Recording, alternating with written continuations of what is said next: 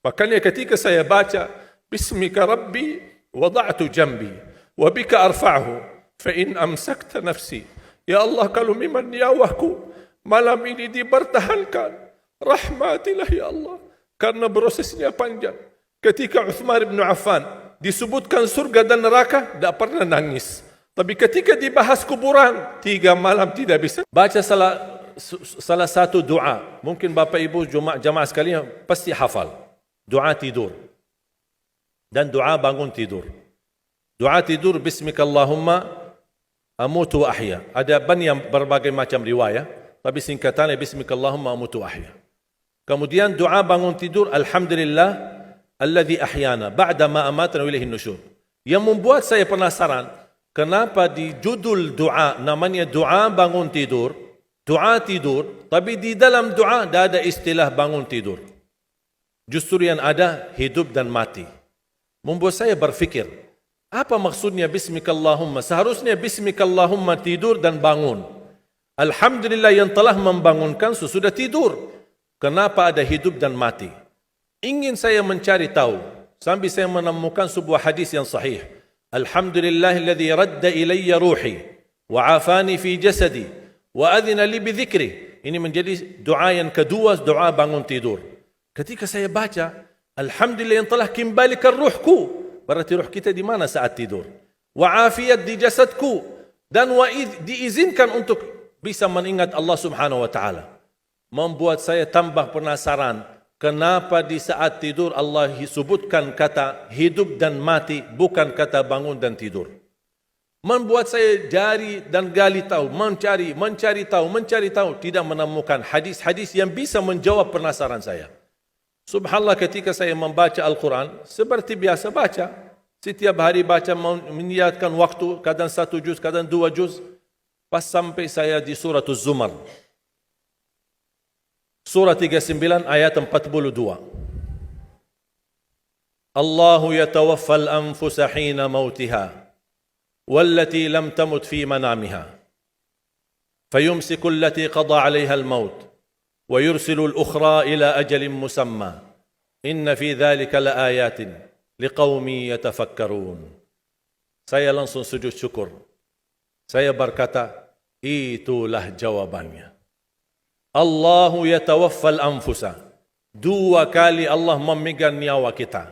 1 saat kita meninggal dunia. 2 saat kita tidur belum meninggal dunia. Allahu yatawaffal anfusa hina mautiha, ketika tidur mati, sudah meninggal dunia. Nyawa kita dimegang oleh Allah Subhanahu wa taala. Allahu yatawaffal anfusa hina mautiha wallati lam tamut fi manamiha, dan Allah memegang nyawa seorang ketika dia tidur tapi belum mati. Kalau soal sudah dimegang nyawanya ketika mati sudah selesai. Tapi Allah jelaskan lebih detail lagi. Persoalan megang nyawa seorang ketika tidur belum mati. Fayumsiku allati qada 'alaiha al-maut. Allah Subhanahu wa taala menahan nyawa yang sudah ditetapkan oleh Allah kematiannya. Makanya ada orang ketika bangunnya subuh sudah meninggal dunia. Ternyata dia termasuk fayumsiku allati qada 'alaiha al-maut. Wa yursilul ukhra, tahap yang kedua, wa yursilul ukhra ila ajalin musamma, yang belum ditetapkan kematian, Allah kembalikan nyawanya untuk di waktu yang ditentukan dan ditetapkan oleh Allah Subhanahu wa taala. Itu beristiwa setiap malam Bapak Ibu. Dimegang nyawa kita dan dilepas. Bisa jadi ketika dimegang dipertahankan, tidak dilepas. Ini beristiwa menghadapi proses kematian setiap malam ketika tidur. Inna fi dzalika laayatil liqaumin yatafakkarun. Mana orang yang berfikir, itu tanda kebesaran Allah bagi kaum yang berfikir. Ketika saya baca buku-buku doa, ternyata saya menemukan doa yang hampir sama mentakwilkan ayat ini, tapi menjadi bentuk sebuah doa yang cukup panjang tapi sangat indah, apalagi kalau bisa kita menikmati dan menghayati isinya. Menjadi salah satu doa tidur. Tadi doa tidur ada 1 kan? Bismikallahumma amutu wa ahya. Doa bangun tidur ada 2. Alhamdulillahilladzi ahyana ba'da ma amatana wa ilaihin nusyur. Itu umum. Ada 1 lagi, Alhamdulillahilladzi radda ilayya ruhi wa afani fi jasadi wa adhina li bi dhikri. Terus saya menemukan doa, ternyata doa tidur ada 2. Selain Bismikallahumma amutu wa ahya, ada Bismika Rabbi wada'tu jambi. Dengan namamu ya Allah aku berbaring. Wa bika arfa'hu, dengan namamu aku angkat. Fa in amsakta nafsi, ya Allah, kalau nyawaku dibertahankan malam ini, farhamha, rahmatilah ya Allah. Wa in arsaltaha fahfadha, kalau dilepaskan nyawaku, jagalah diriku sebagaimana terjaga dirinya hamba-hamba yang saleh. Ketika saya baca dan setiap malam bisa merasakan Bismika Rabbi wada'tu jambi wa bika arfa'hu fa in amsakta nafsi farhamha. Ketika saya baca fa in amsakta nafsi farhamha, saya bisa merasakan ketika Allah wafatkan saya malam itu. Dan saya sangat memohon rahmatilah aku ya Allah. Ketika saya sendirian saat dimandikan, saat saya sendirian saat saya dikuburkan, saya sendirian saat disalati, saya sendirian saat dihisab, saya sendirian saat menghadapi munkar nakir, saya sendirian saat mereka mengucapkan man rabbuka, ma dinuka, man nabiyuka. Kalau bukan rahmatmu ya Allah, saya tidak akan bisa apa-apa. Saya tidak bisa nyaman, saya tidak bisa selamat, saya tidak bisa bahagia. Bagaimana kuburan yang sempit dan gelap bisa menjadi kun fayakun rawdatum min riyadil jannah, taman dari taman surga. Bahkan Allah tunjukkan posisi kita di surga. Makanya seorang hamba yang bisa melihat posisinya di surga, dia berteriak, ya Allah, aqimis sa'ah, segerakanlah datangnya hari kiamat. Sebaliknya orang-orang yang na'udzubillah, ketika disempitkan kuburannya, bertambah gelap, bertambah hitam, belum lagi turun azab, ditunjukkan posisinya di neraka di sampingnya, dan dia berteriak, ya Allah, la tuqimis sa'ah, janganlah terjadi hari kiamat. Sudah aku disiksa di sini, sudah cukup, apalagi akan disiksa nanti di hari kiamat. Makanya ketika saya baca Bismika Rabbi wada'tu jambi wa bika arfa'hu fa in amsakta nafsi, ya Allah, kalau memang nyawaku malam ini dipertahankan, rahmatilah ya Allah. Karena prosesnya panjang. Ketika Uthman bin Affan disebutkan surga dan neraka, tidak pernah nangis. Tapi ketika dibahas kuburan, 3 malam tidak bisa tidur.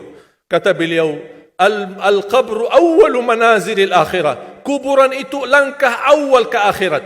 Kalau itu lulus, lancar, bahagia, selamat, insya Allah lebihnya aman dan sambil menuju ke surga. Tapi kalau kuburannya menderita, menjadi tersiksa, menjadi pahit dan tidak bisa nyaman, tidak akan bisa nyaman lebihnya dan selanjutnya, na'udzubillah min zalik. Wa in arsaltaha, ya Allah, kalau memang kami di malam ini masih ditetapkan, masih punya umur dan dilepaskan nyawa kami, kami masih diizinkan untuk beraktivitas dan beribadah, mendekatkan diri kami kepadamu ya Allah, kita ingat, fahfadha, jagalah dirimu, karena kami takut juga mengulangi dosa. Kami takut lagi mengulangi kesalahan. Kami takut menjadi orang yang suka selalu masbuk atau ketiduran dari salat. Kami suka terlalu banyak kelemahan dan kebodohan kami. Kami tidak mau ya Allah. Jagalah diri kami sebagaimana terjaga dirinya hamba-hamba yang salih. Wallahi jamaah sekalian, saya usulkan kalau bisa hafal doa ini, karena sangat indah. Hayati maknanya, dalami isinya, agar kita tidur dan kita merasakan tergantung diri kita dengan rahmat Allah Subhanahu wa taala.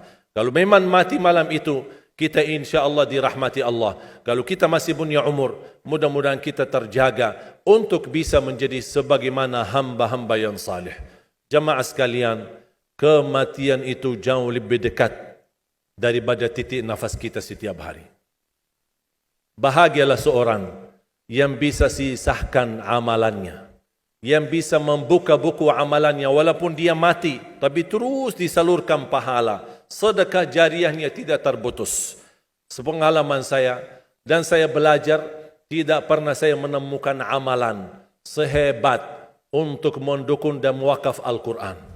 Al-Quran untuk dibelajari, Al-Quran untuk dihafal.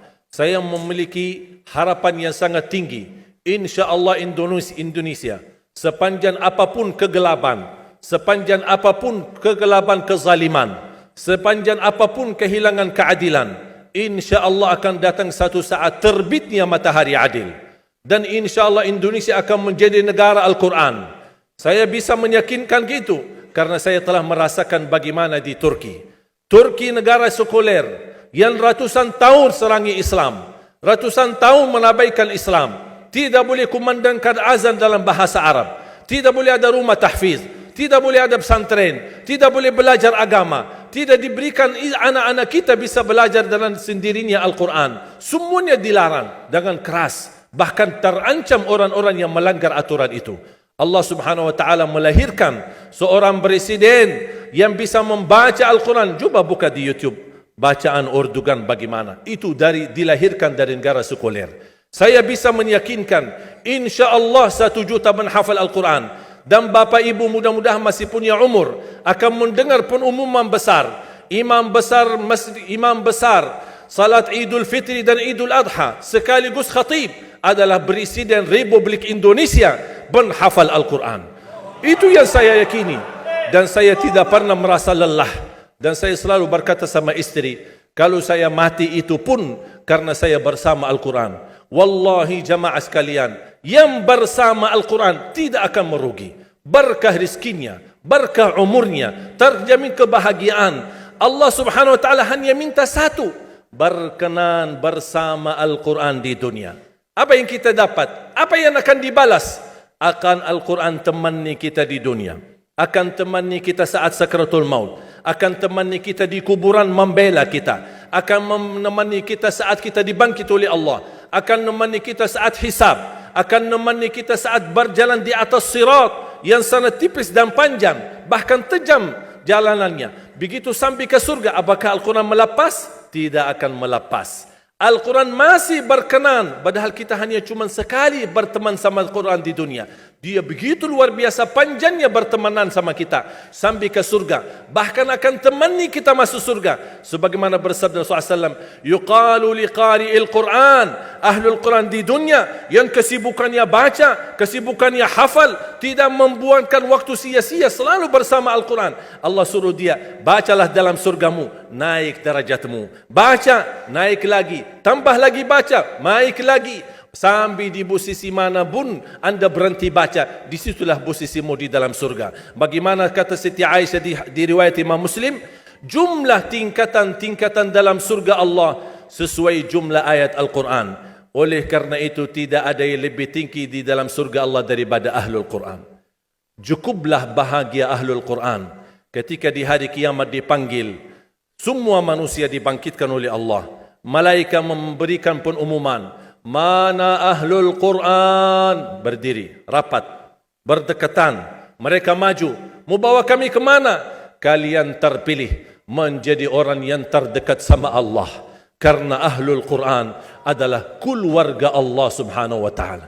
Bukan hanya kita sendiri yang mendapatkan anugerahnya dan manfaatnya. Semua keluarga kita, termasuk orang tua kita dan orang yang ada di sekitar kita. Makanya jemaah sekalian, kalau anda gagal penghafal Al-Quran, anakmu pun gagal penghafal Al-Quran, jangan sisahkan walaupun saham menjadi saksi baik di hadapan Allah. Ya Allah, saya belum hafal, anakku gagal penghafal Quran, tapi insya Allah hartaku, usahaku, pikiranku, tenagaku bisa terus memperjuangkan Al-Quran. Apa saja, ya Allah, insya Allah menjadi saksi baik. Dan nanti di hari kiamat, insya Allah kita bersama Ahlul Quran mendapatkan syafaatnya Al-Quran di hari kiamat. Kita sangat membutuhkan ayat-ayat yang dikumandangkan ketika meninggal dunia. Insya Allah setiap satu huruf akan disalurkan 10 kebaikan. Mudah-mudahan semua yang hadir diberikan kemuliaan dan keanugerah dari Allah menjadi Ahlul Quran, penghafal Al-Quran, penghayati Al-Quran, para pencinta Al-Quran, berakhlak-akhlakul Quran. Ya Allah, aku mohon atas izinmu ya Allah, kami bersama-sama bertemu di masjid ini. Berilah kepada kami kemuliaan bersama-sama bersama Ahlul Quran di dalam surgamu ya Allah, ya Dzal Jalal wal Ikram, ya Arhamar Rahimin, ya Arhamar Rahimin. Anugerahlah kepada kami anak dan keturunan penghafal Al-Quran, anak dan cucu penghafal Al-Quran, yang mampu menjaga nama baik keluarga kami, yang mampu membanggakan kami di hadapan-Mu hari kiamat, yang mampu menhadiahkan mahkota untuk kedua orang tua kami. Birahmatika ya arhamar rahimin. Ya Allah, maafkan kalau kami tidak berhasil menjadi penghafal Al-Quran. Tapi ya Allah, kami kurbankan nyawa kami, harta kami, usia kami, tenaga kami, pemikiran kami, ilmu kami untuk Al-Quran, agar Indonesia ke depan menjadi negara Al-Quran, agar Indonesia menjadi contoh terbaik untuk mata dunia, agar bisa kita melahirkan. Karena saya meyakinkan ya Allah, dan kami semua meyakinkan, terjamin masa depan Indonesia baldatun tayyibatun wa rabbun ghafur kalau selalu bersama Al-Quran. اغفر لنا ولوالدينا ولجميع المسلمين والمسلمات والمؤمنين والمؤمنات الأحياء منهم والأموات. ربنا آتنا في الدنيا حسنة وفي الآخرة حسنة